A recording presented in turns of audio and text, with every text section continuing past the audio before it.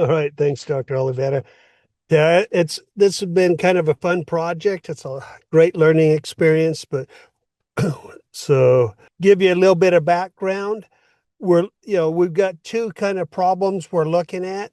You got one with on the animal side is the wool is the prices are way down, and you got a lot of producers of wool that just aren't selling it. Now, granted, the big operations, they're able to sell most of their wool, but the smaller Mhm. operations in particular are having trouble selling their wool. Did that there? That's what now, right? Yeah, and now you need to There click we on go. share. Yep, yeah. All right. Okay. So yeah, so we're looking at, the wool being, the prices are way down, and for a lot of these wool producers, they're unable to sell their wool, but they still have to pay the price of shearing it. And that's going to run $6 to $10 per animal that they shear. So that's a big burden on them that they get nothing back on. And it's most of the smaller operations that are struggling with that. I talked to a couple of individuals who shear that do their shearing, and between the two individuals, they say they shear about 10,000 animals every year, and with the all that, almost 100% of that goes to waste. So you're talking 7 to 10 pounds per animal of fleece that comes off of it. And so that's like 70 to 100,000 pounds of wool that just goes into the landfill or gets wasted that way. Now, on the other side, the farmers, they're always looking for good quality fertilizer and soil amendments to help improve their soil. And getting that for a good price, a good quality product, it can be a little difficult at times. It can be expensive at times, or some of them are just difficult to work with. Of course, the manure-based composts are the most common, but they have the issues that either you tend to increase your salts in the soil, phosphates can be fairly high in it. So you run into those types of problems when you're dealing with that. So trying to find a way to balance these is something there. Well, pelletized wool has come on the scene. It's actually a fairly new product that's come out. It hasn't been around for a whole lot of years, but it's coming out and it's starting to get some traction out there. And the advantages of it, it has a fairly decent nitrogen, but it has no phosphates and a little bit of potassium in it. So it works pretty good there to get into your soil. It has a good water retention. It's also good on carbon. So you can sequester a lot of carbon in it, but you're also looking at a carbon to nitrogen ratio of 5.6 to 1. So that's, for nitrogen, it's really good. And then the advantage of it is a lot of it, and there again depends upon where you're working with.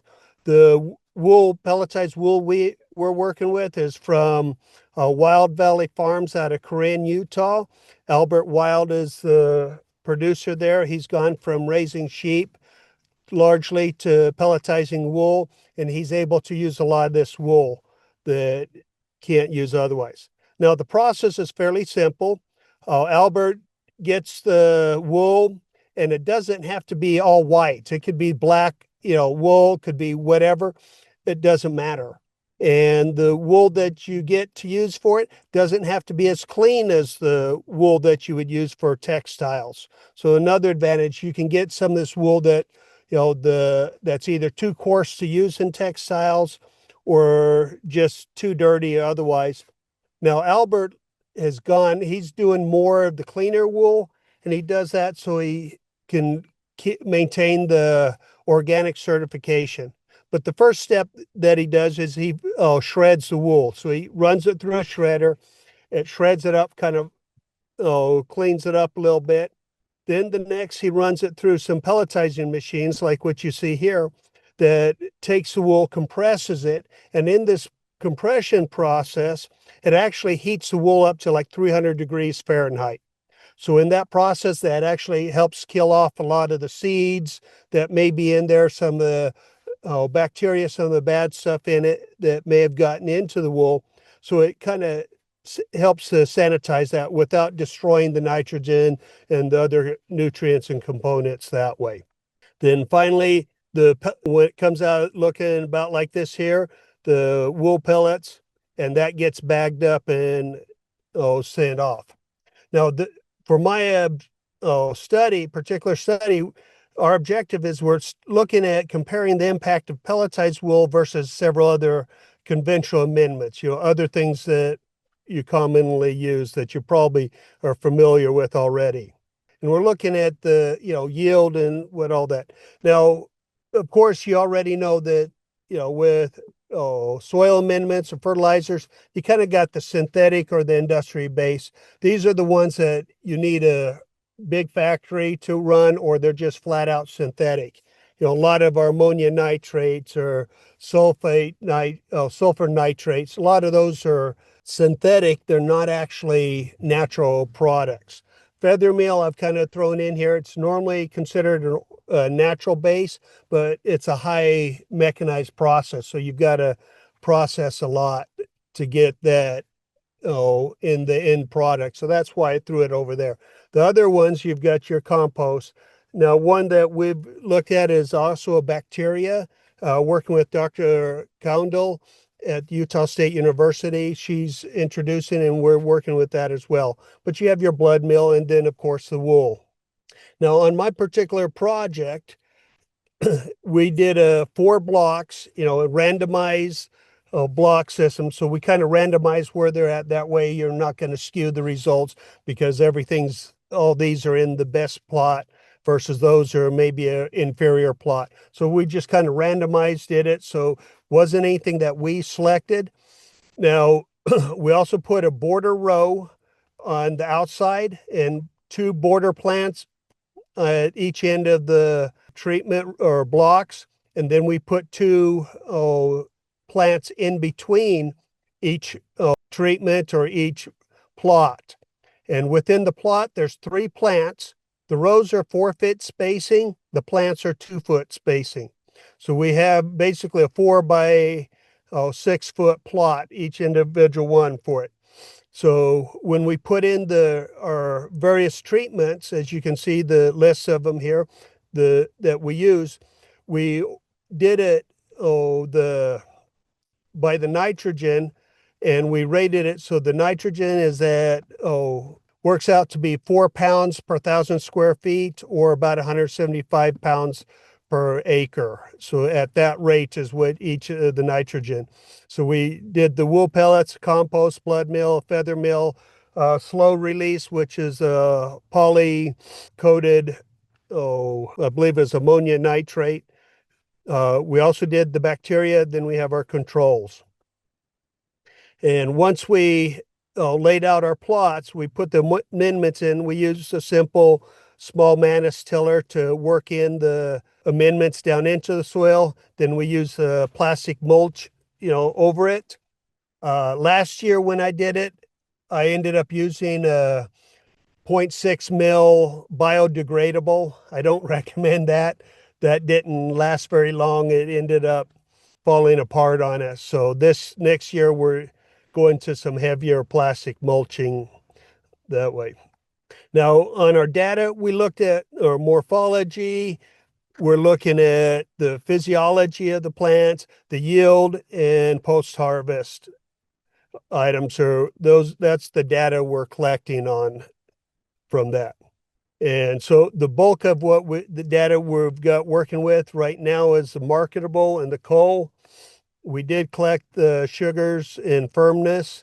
Everything fell within the expected range for the Brix readings and our firmness for a paste tomato. And backing up a little bit, we ended up going with the Rio Grande paste tomatoes as a variety that we use for the study. Now, as far as the morphology and the physiology, we're doing a side study currently in the research greenhouse at Utah State University. where we're looking at some of the impact, the different amendments on those. So we'll collect the dry weight of the plants above ground as well as the root system to fill in for that information. Now, we did have some problems with the first year. The first problem we had is we had curly top. It hit us with a vengeance. Every plant in the study was impacted by curly top. It just, hit us really hard. It killed off a couple of plants, and some of the plants actually had reduced yield, almost no yield at all. So that was a problem. We are working, there's some techniques that we've figured out as far as that should help protect it that we'll be using going forward. Now, the other problem we had was blossom end rot. For any producers here in Utah that are growing tomatoes that have run into this, they know it. The primary cause is low calcium. But here in Utah, our soils are so rich in calcium that it's not a lack of calcium, but the process of mobilizing the calcium up into the plant, which boils down to insufficient watering, which was a problem we had at the beginning of the year. So once we solved the problem, we increased the watering and then it dropped off. But unfortunately, once you get curly top starting, when you increase your watering, if it's any fruit that have already flowered and been pollinated, those are already going to have problems. So you're still looking a few weeks down the road before you cure the problem. Now, towards the end of the season, we did have a little bit of the insect predation that impacted some of the fruit. This wasn't a big problem, but it was one that we did see. Now, as far as our results, it was quite interesting. If you look at here, you can see the blood meal turns out that had the highest yield overall. So when we looked at it, and we actually divided it up into marketable, what we would have as marketable fruit.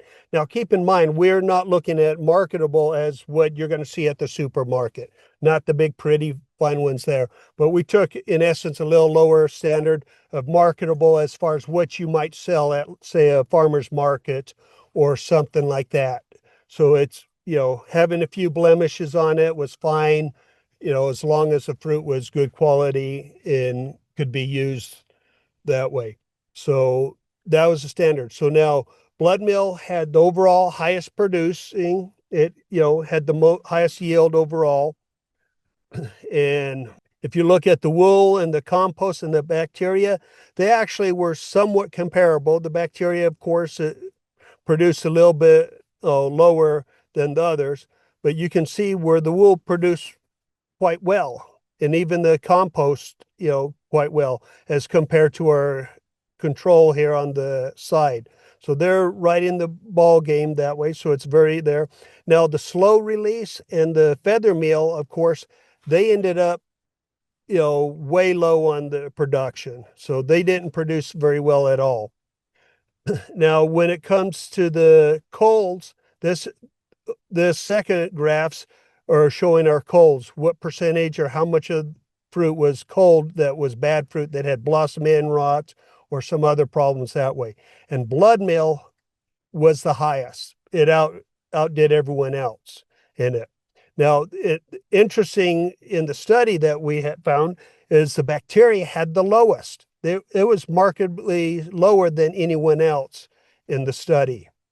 And if we look at it this way, we can see as far as this is a gross production. So you can see the blood meal had, 29 kilos in production, that it yield throughout the season. The wool and the compost did equally well, and they both outshone the control group there. And you can see the slow release and the feather meal were a little bit below the control.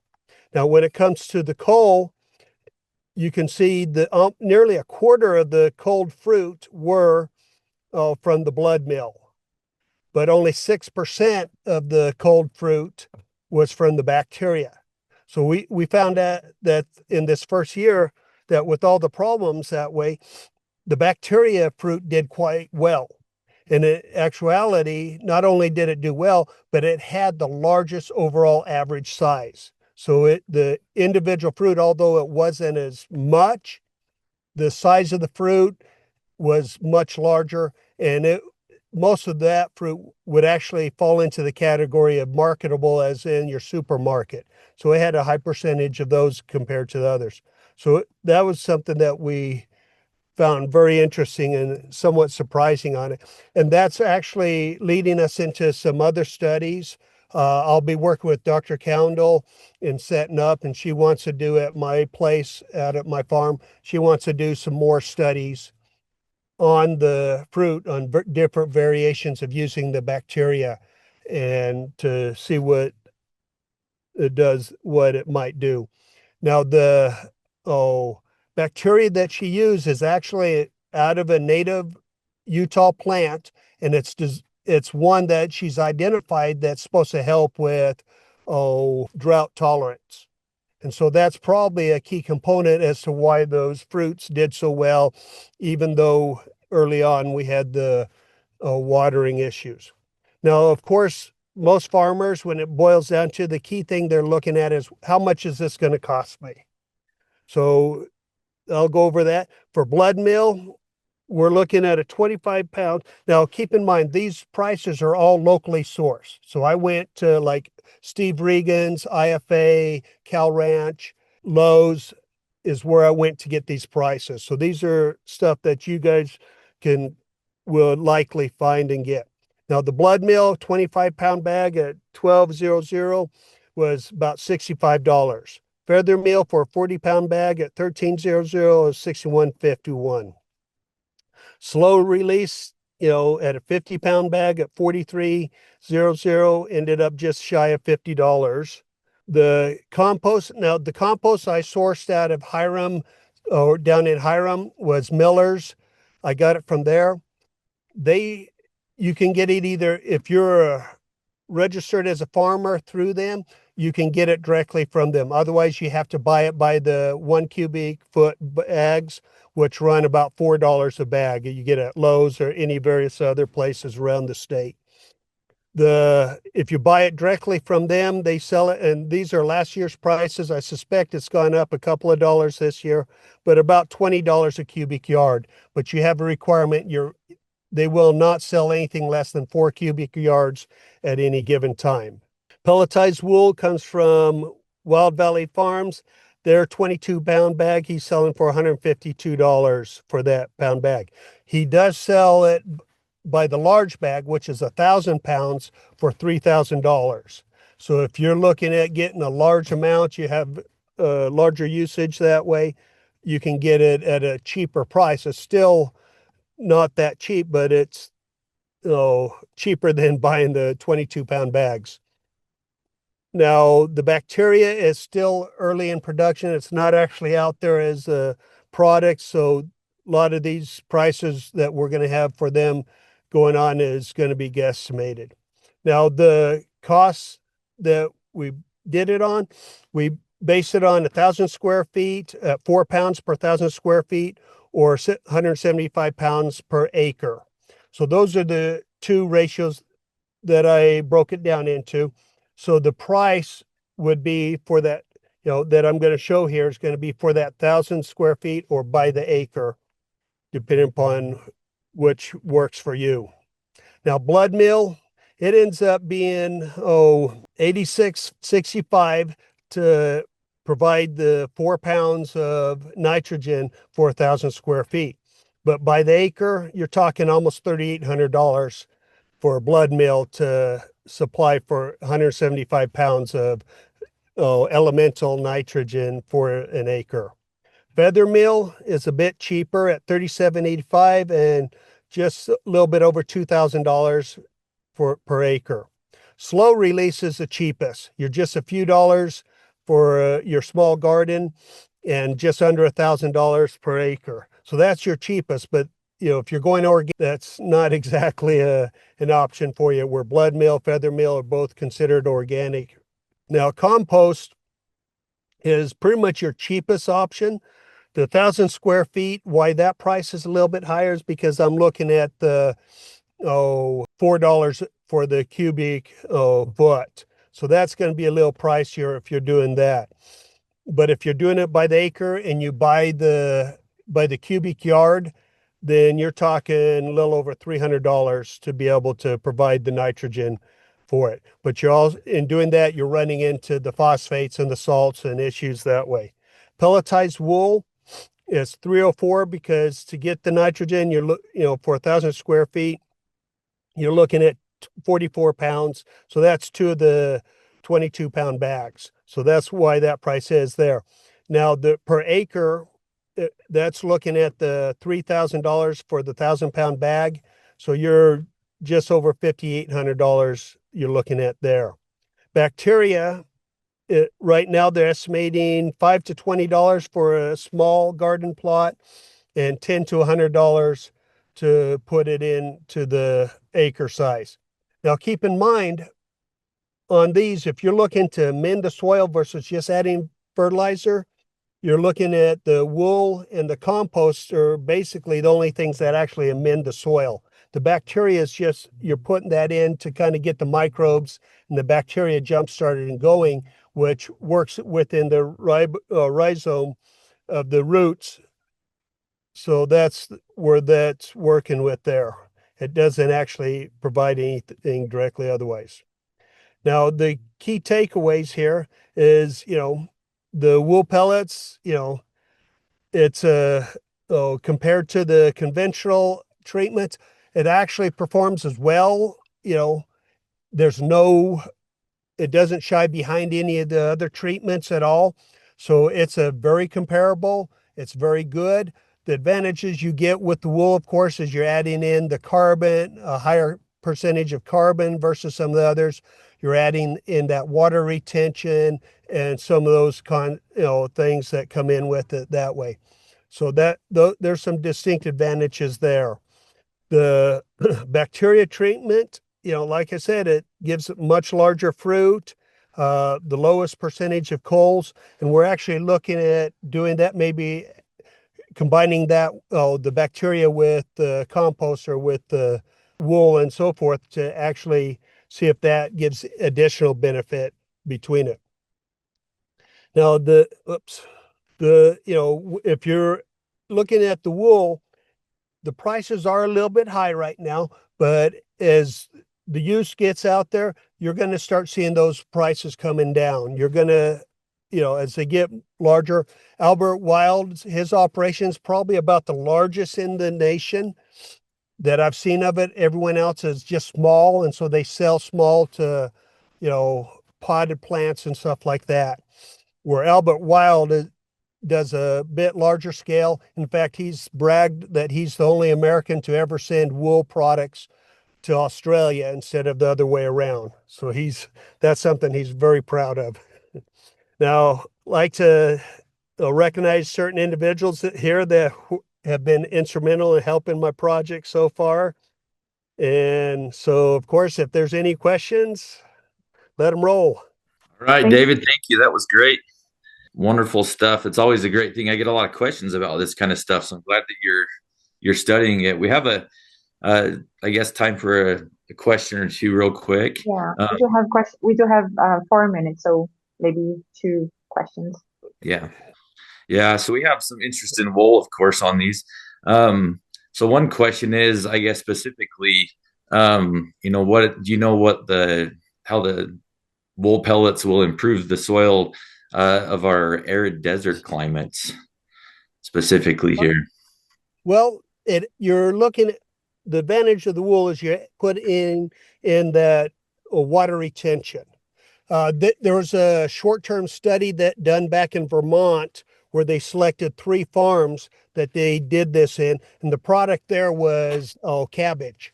And between the 3 farms, 2 of them they looked at it, they had slightly better yield, but not significantly. But one site did like literally double the yield. The plants were like humongous. They were twice as big as the row next to them. And the key difference, though, is the first 2 sites were in clay loam soils. The third site was in a sandy loam. So it was a very sandy soil. So the water retention that, theorizes that the water retention from the wool allowed that, the nutrients and all to be actually picked up and used. So if you have a sandy soil, wool may be your best option, hands down. Yeah, awesome. And I guess just one quick one to kind of follow up with that. Does the wool need to be pellet in these systems? That you can use, there's other studies looking at as far as wool otherwise. Wool can be used as mulching. I've actually got some mulch, wool that I got from Utah State University through Dr. Chad Page, who runs the small ruminant classes. I got some wool and I've mulched around my grape plants. Works supposed to work really good for keeping the water in, the weeds down, and all that. So you can lay it in around it. That's there. And doing that over time, the breakdown's going to be a lot slower, but over time you're still kind of adding in some of those nutrients into the soil, but it's a lot slower. And the risk there is if you're using the raw wool like I am, you can be bringing in some of the, you're getting the manure and whatever stuck in the wool otherwise. So potential weed problems and some issues that way, maybe. You can shred it and incorporate it into the soil itself. That would add some of it. It's not as compacted as the pelletized wool is, so the nutrients aren't quite as compacted. They do wool mat, like a felt mat for mulching. You can get it done that way. There's various other ways that they do use wool for it. But as far as getting it into the soil, and if you try using shredded wool or something and try to till it in, you're gonna, you're gonna get the bound up in the tines quite a bit more, and it's gonna be a little Right. harder to incorporate in. That's where Yeah. wool pellets are easy to incorporate into the ground. Yeah, that's awesome. Well, thank you. Awesome. Well, thank you, David. There's some questions in the Q&A you could probably look at, and All right. thank you again. I'll look at those and see if I